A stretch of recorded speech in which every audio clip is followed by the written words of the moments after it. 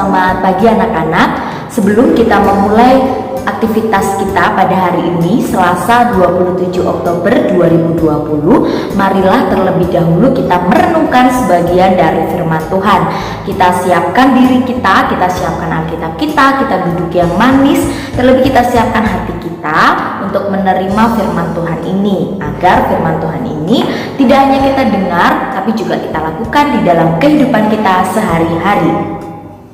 Bible time pada hari ini terambil dalam 1 Raja-Raja 15 ayat 22 sampai 24. Beginilah firman Tuhan. Tetapi Raja Asa mengerahkan segenap orang Yehuda, seorang pun tiada yang terkecuali. Mereka harus mengangkat batu dan kayu yang dipergunakan Baesa untuk memperkuat Rama. Raja Asa mempergunakannya untuk memperkuat Geba, Benyamin, dan Mispa. Selebihnya dari seluruh riwayat Asa dan segala kepahlawanannya dan segala yang dilakukannya dan kota-kota yang diperkuatnya, bukankah semuanya itu tertulis dalam kitab sejarah Raja-Raja Yehuda? Tetapi pada masa tuanya ia menderita sakit pada kedua kakinya. Kemudian Asa mendapat perhentian bersama-sama dengan nenek moyangnya, dan ia dikuburkan di samping nenek moyangnya di kota Daud, bapa leluhurnya.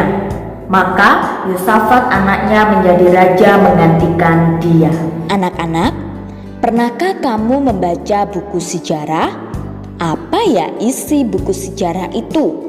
Seperti namanya, buku sejarah biasanya mencatat peristiwa-peristiwa penting di masa yang sudah lalu. Buku sejarah juga mencatat nama-nama orang yang dianggap penting, seperti pahlawan atau para raja yang pernah memimpin sebuah kerajaan dan apa yang telah mereka lakukan semasa hidupnya. Buku sejarah akan membantu orang-orang yang hidup di masa sekarang untuk mengetahui, mengingat, dan belajar tentang kejadian-kejadian di masa lalu. Anak-anak, nama Raja Asa juga dicatat dalam sejarah Raja-Raja Yehuda. Buku itu mencatat semua hal yang baik yang telah dilakukan Raja Asa selama hidupnya.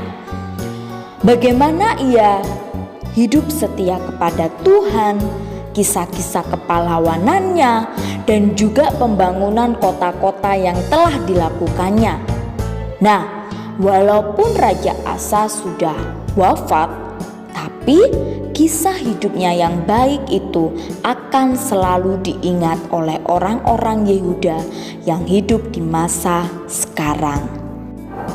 Anak-anakku, sudah seharusnya kita sebagai anak Tuhan senantiasa melakukan perbuatan baik di dalam kehidupan kita.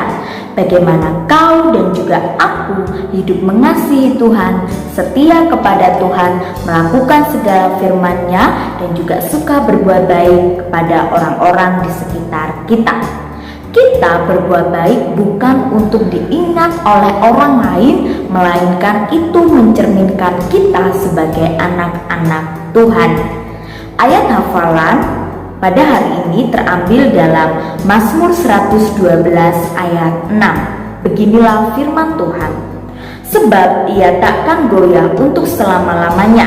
Orang benar itu akan diingat selama-lamanya.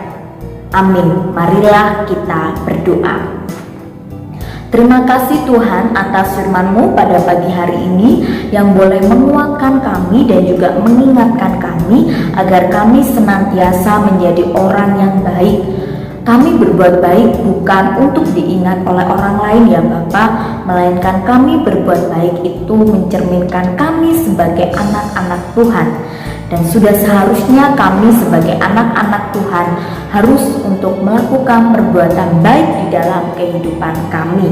Ajarkan kami Tuhan untuk tidak jenuh, tidak bosan melakukan hal-hal yang baik di dalam kehidupan kami.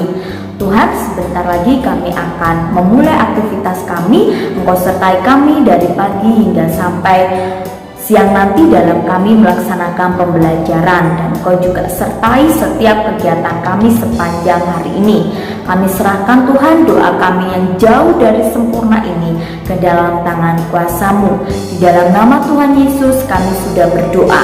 Amin.